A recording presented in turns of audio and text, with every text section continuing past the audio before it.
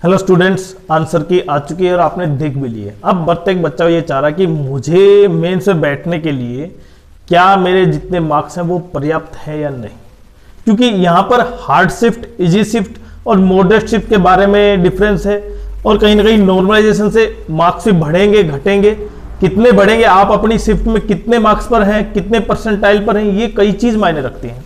Wrong question कितने हैं वो भी मायने रखता है, क्योंकि लास्ट में वही डिफाइन करेगा कि कितने रॉन्ग क्वेश्चन थे, सबको मार्क्स मिलेंगे नहीं मिलेंगे। लेकिन सबसे इंपॉर्टेंट ये रह जाता है कि अब कैटेगरी वाइज, जैसे कैटेगरी वाइज जो इजी शिफ्ट पर, हार्ड और मॉडरेट शिफ्ट पर कितने मतलब आपके मार्क्स बन रहे हैं, तो आज हम ये बताएंगे। देखें, एक ही शिफ्ट पर नहीं है, प्रत्येक पर, जो इजी थी, हार्ड थी, मॉडरेट भी थी, उन पर अगर आपके मार्क्स इतने हैं तो आप मेंस की तैयारी करेंगे।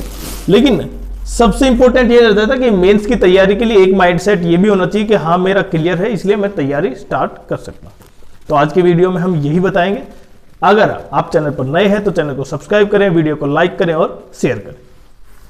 देखिए, सबसे इंपॉर्टेंट पॉइंट ये हो गया कि कहीं ना कहीं अब जो आंसर की आउट हुई उससे कई चीज में डिफरेंस आया। क्या? इजी शिफ्ट थी, हार्ड शिफ्ट थी, मॉडरेट शिफ्ट थी। तो सबसे हार्ड शिफ्ट बात करूं मैं 30 नवंबर की, फर्स्ट और थर्ड। उसके बाद 26 नवंबर, 27, 29, 17, 12 और 15। अब इनमें कितने मार्क्स बने? ये तो इजी शिफ्ट थी, ये हार्ड शिफ्ट थी। इजी शिफ्ट में 18 नवंबर, 20 नवंबर, 18, 13 नवंबर, 21 नवंबर। देखिए, मैंने सभी शिफ्ट को डिफाइन नहीं किया है यहां पर, बट अगर आपके मार्क्स कितने हैं तो सबसे पहले आप ये बताएं कि आपकी शिफ्ट कौन सी थी, दूसरा किस डेट को था और आपके रा स्कोर इतने हैं, तो आप ये मान सकते हैं लगभग कि मेरा क्वालिफाई होगा या नहीं होगा। बट हम केवल यहां पर हार्ड शिफ्ट और इजी शिफ्ट के जो एवरेज मार्क्स, और वो भी कौन से, रा स्कोर जो बन रहे हैं उन पर कहीं ना कहीं ये फोकस कर रहे हैं कि कितने मार्क्स अगर आपके हैं तो आप मेंस में बैठ पा रहे हैं। लेकिन एवरेज में देखें तो देखें एवरेज में कितने बने हैं। हार्ड शिफ्ट में 30 नवंबर की पहली और थर्ड में एवरेज में बात करूं तो 104 रा स्कोर है। 26 नवंबर की फर्स्ट शिफ्ट में 106.3 रा स्कोर है। 27 की फर्स्ट में 107। जैसे जैसे हम आगे बढ़ रहे हैं क्या है, देखें यहां पर एवरेज बढ़ रहा है। 29 में देखें 110, 17 में 112, 12 तारीख में 112 और 15 में 113.7।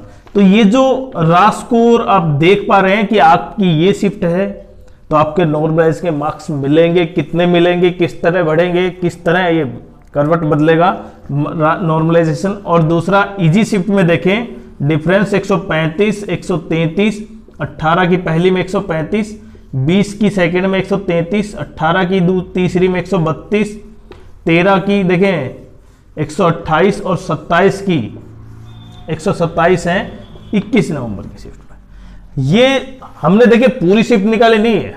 क्यों? क्योंकि वो उसका वक्तव्य भी नहीं है, क्योंकि आपको अपनी शिफ्ट पता करनी है या सबसे हार्ड और सबसे इजी। तो आप क्यों उन चीजों के चक्कर में फंसे फालतू का, केवल अपनी शिफ्ट पर ध्यान दे। तो आपके कितने मार्क्स हैं, आपकी कौन सी शिफ्ट है, आपकी कौन सी डेट को पेपर हुआ है, वो आप जरूर कमेंट्स करें, उसके बाद हम बता पाएंगे। और कहीं ना कहीं इन शिफ्ट के बाद जब एवरेज मार्क्स देखें, किसी भी एग्जाम में एवरेज मार्क्स और जो फाइनल सेफ स्कोर है ना, वो काफी डिफरेंस होता है। बट कहीं ना कहीं अगर आपके हार्ड इजी शिफ्ट में, मॉडरेट शिफ्ट में और हार्ड शिफ्ट में जो मार्क्स बन रहे हैं, मतलब यूआर में, ओबीसी, ईडब्ल्यूएस, एससी और एसटी में, तो आप बिल्कुल अभी तैयारी स्टार्ट कर सकते हैं। लेकिन तैयारी स्टार्ट करने से पहले दो चीज बहुत इंपॉर्टेंट है।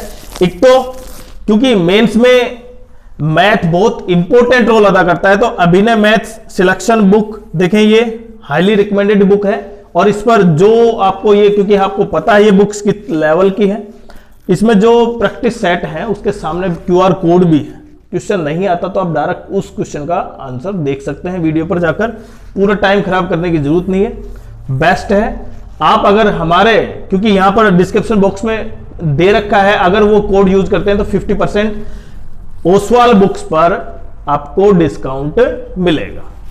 क्योंकि मैंने बताया ना मेंस बहुत इंपॉर्टेंट हो जाता है और मेंस की तैयारी आपको कहीं ना कहीं अभी से स्टार्ट करनी होगी।